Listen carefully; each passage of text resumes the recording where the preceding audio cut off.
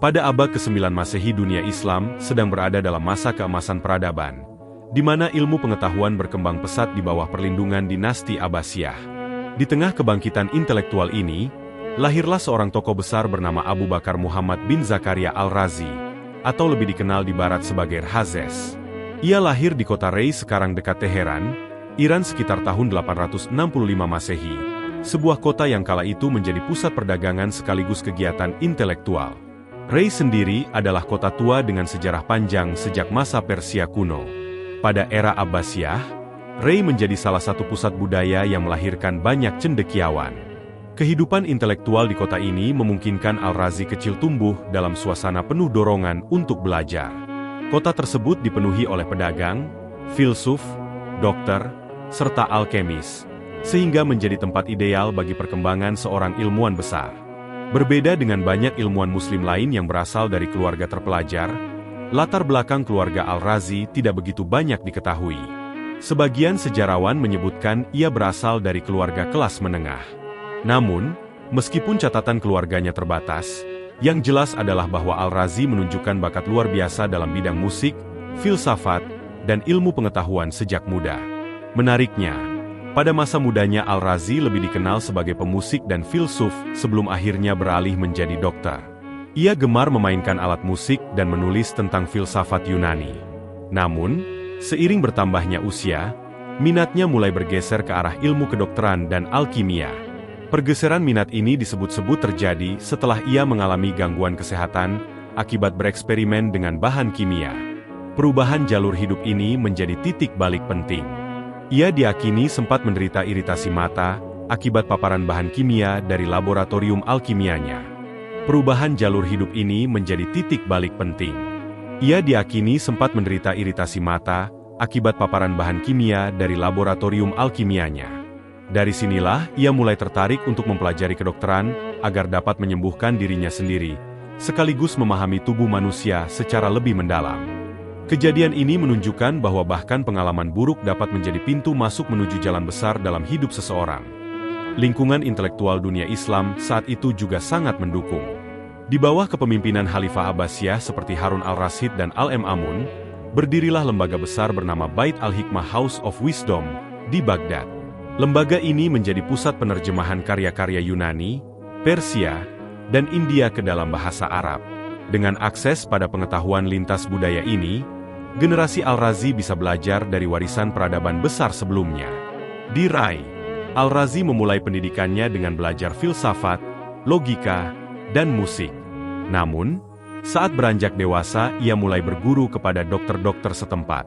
Catatan sejarah menyebutkan bahwa salah satu guru yang memengaruhi dirinya adalah Ali ibn Rabban al-Tabari, seorang dokter terkenal yang juga menulis karya penting dalam bidang kedokteran. Perjumpaan ini memperkuat langkah Al-Razi untuk menekuni dunia medis secara serius. Tidak lama kemudian, Al-Razi dikenal sebagai murid yang cerdas dan haus ilmu.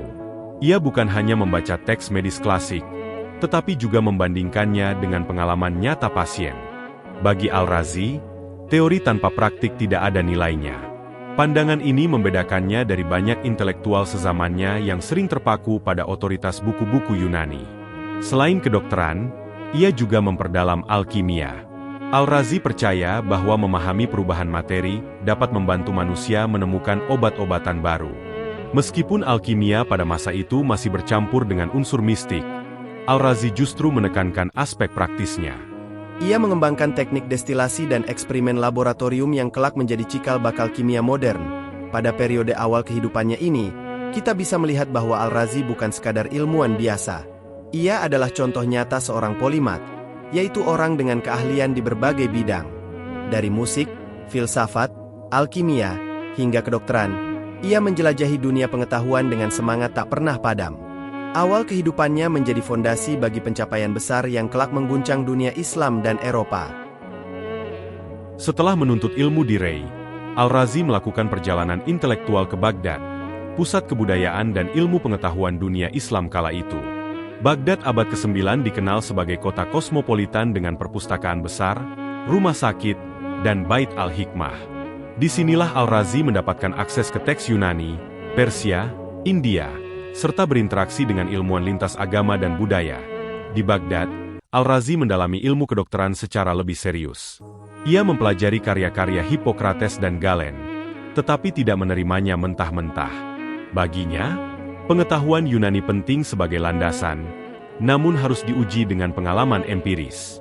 Sikap kritis ini membuatnya berbeda dari banyak dokter muslim lain yang lebih cenderung menerima otoritas klasik tanpa banyak pertanyaan. Selain kedokteran, Al-Razi juga memperdalam kimia dan filsafat. Laboratoriumnya di Baghdad menjadi tempat eksperimen bahan kimia seperti sulfur, merkuri, dan alkohol. Ia berhasil menemukan cara memurnikan etanol melalui destilasi, yang kemudian digunakan dalam pengobatan. Hal ini membuktikan bahwa Al-Razi bukan hanya teoretikus, tetapi juga praktisi yang produktif. Hubungannya dengan alkimia juga unik. Banyak alkemis sezamannya masih terjebak pada mimpi mengubah logam biasa menjadi emas. Tetapi Al-Razi lebih realistis. Ia menekankan manfaat praktis alkimia dalam menciptakan obat, parfum, dan bahan antiseptik.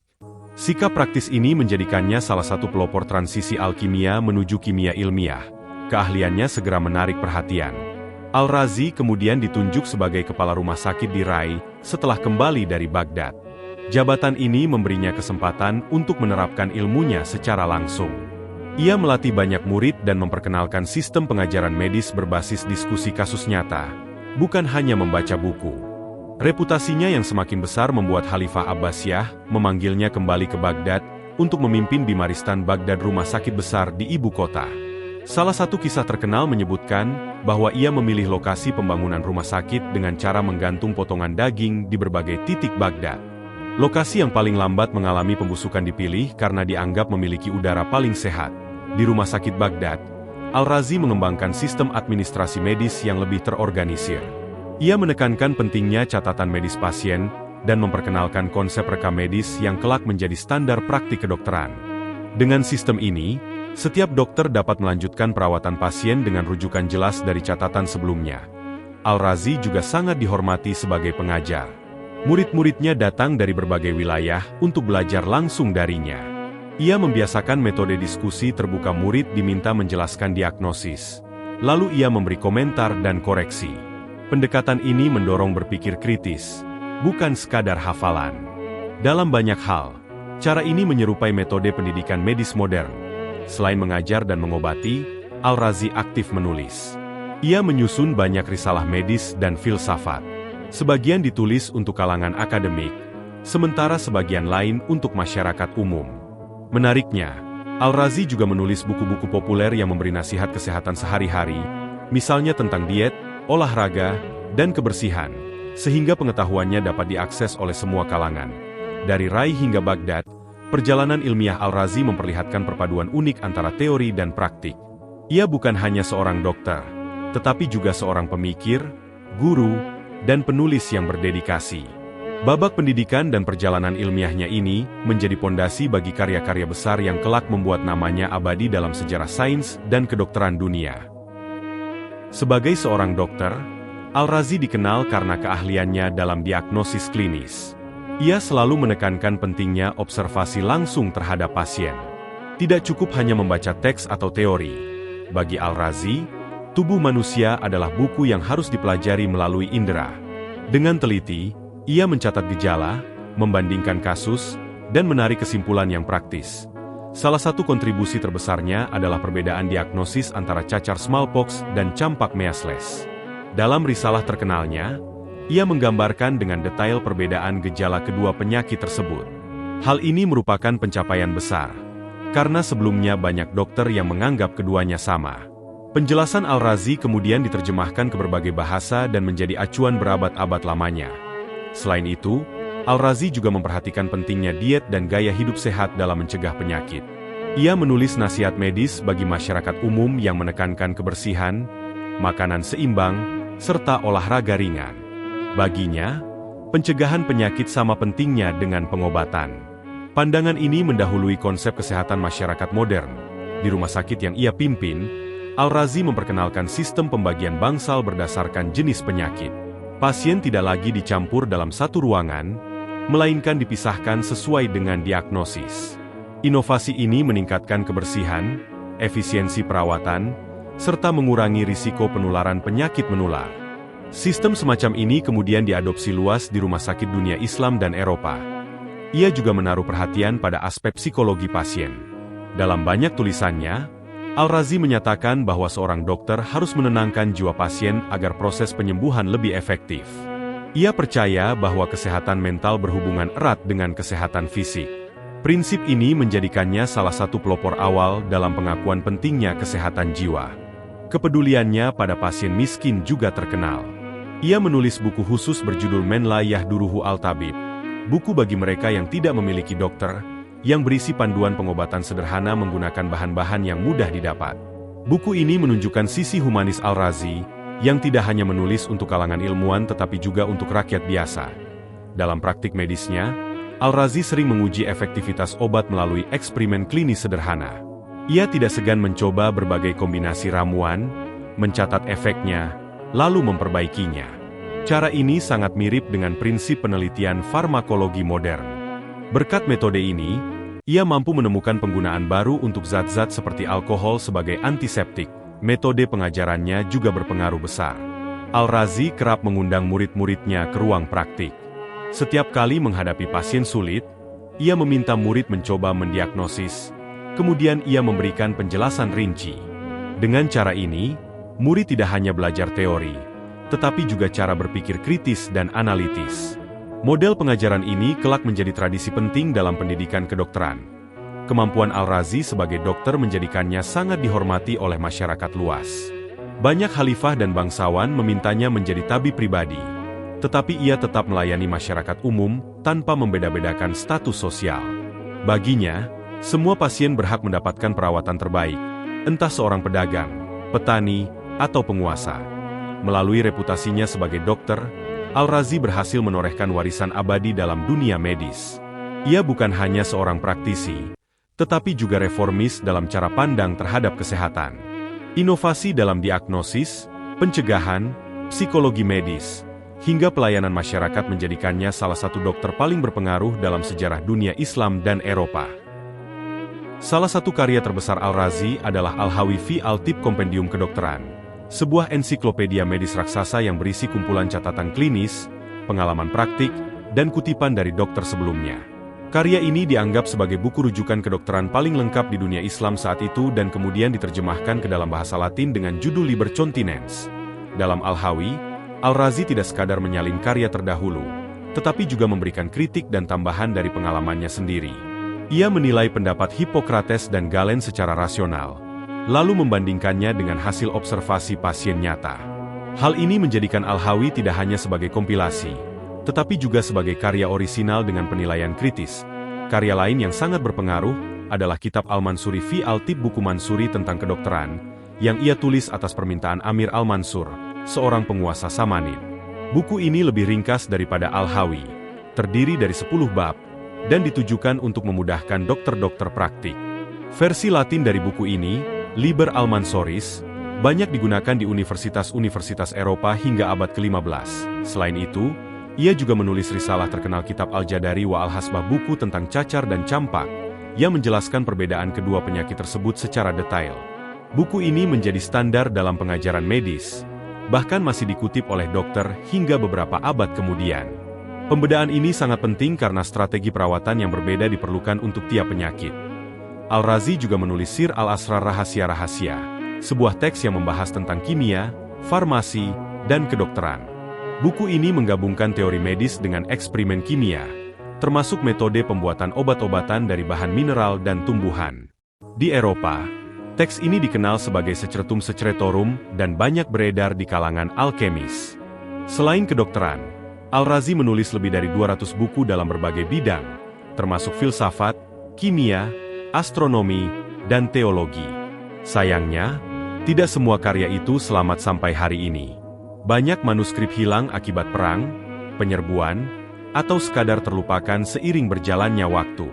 Meski begitu, catatan para sejarawan memastikan luasnya cakupan intelektual Al-Razi.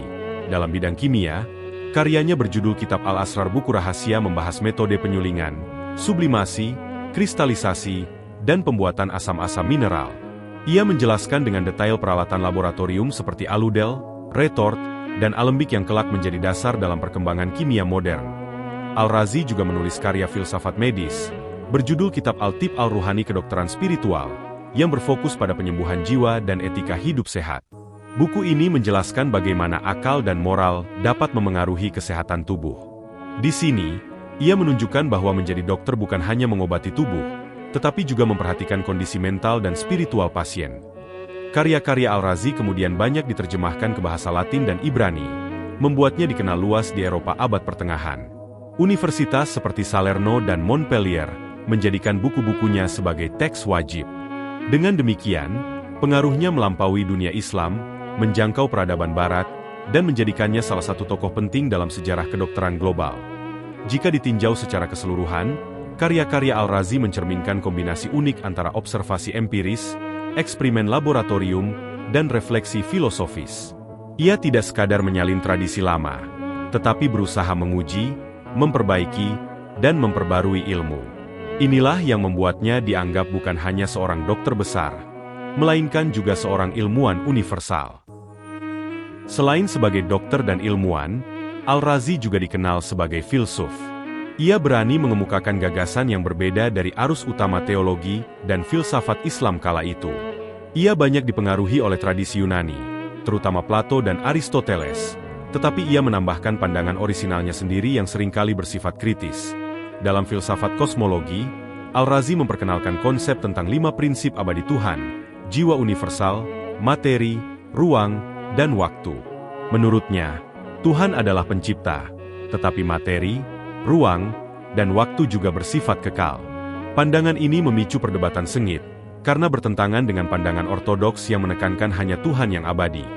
Pemikiran filsafat Al-Razi sering dianggap radikal oleh sebagian ulama pada zamannya. Ia menolak klaim eksklusif agama tertentu sebagai sumber kebenaran mutlak. Baginya, akal manusia memiliki peran besar dalam menemukan kebenaran. Oleh karena itu, ia menekankan pentingnya rasionalitas dan pencarian ilmiah di atas taklid buta. Sikap kritisnya juga terlihat dalam pandangan tentang kenabian. Al-Razi mengajukan pertanyaan mengapa Tuhan perlu mengutus nabi jika setiap manusia sudah dianugerahi akal. Ia berpendapat bahwa wahyu seharusnya tidak bertentangan dengan rasio. Meskipun kontroversial, pandangan ini menunjukkan keberanian intelektualnya untuk menantang arus utama. Namun, meskipun ia dikritik oleh kalangan teolog, pemikiran filsafat Al-Razi tetap berpengaruh besar dalam perkembangan filsafat Islam dan pemikiran bebas Free Thought. Banyak filsuf sesudahnya, termasuk para pemikir di Andalusia, yang terinspirasi oleh keberaniannya mengedepankan akal di atas dogma. Dalam bidang etika, Al-Razi menekankan pentingnya hidup sederhana, menjaga kesehatan, dan mengendalikan nafsu. Menurutnya, kebahagiaan tidak datang dari harta atau kekuasaan, tetapi dari keseimbangan jiwa dan tubuh. Ia menganjurkan moderasi dalam segala hal, baik dalam makan, minum, maupun aktivitas sehari-hari. Dalam karya Al-Tib Al-Ruhani, ia membahas bagaimana filsafat dan kedokteran dapat menyatu untuk menyembuhkan manusia secara holistik. Jiwa yang sehat akan membantu tubuh tetap kuat, sementara tubuh yang sakit akan membebani jiwa. Pemikiran ini menunjukkan bahwa Al-Razi adalah pionir dalam psikosomatik, bidang yang baru populer di era modern. Al-Razi juga menulis risalah tentang pendidikan, menekankan bahwa anak-anak harus diajarkan untuk berpikir kritis sejak dini. Ia percaya pendidikan bukan sekadar hafalan, tetapi proses melatih akal untuk memahami dunia. Pemikiran ini selaras dengan pandangan modern tentang pedagogi berbasis pemahaman dan eksplorasi. Walaupun sebagian gagasannya hilang atau hanya tersisa dalam kutipan-kutipan lawannya, reputasi Al-Razi sebagai filsuf rasionalis tetap hidup. Ia dihormati oleh banyak sarjana Eropa Renaissance sebagai contoh pemikir bebas yang menolak taklid buta. Dalam sejarah filsafat, ia sering dipandang sebagai salah satu jembatan penting antara dunia Islam dan Eropa. Dengan filsafatnya, Al-Razi menegaskan bahwa ilmu pengetahuan dan akal adalah cahaya yang harus digunakan manusia untuk mencapai kebenaran.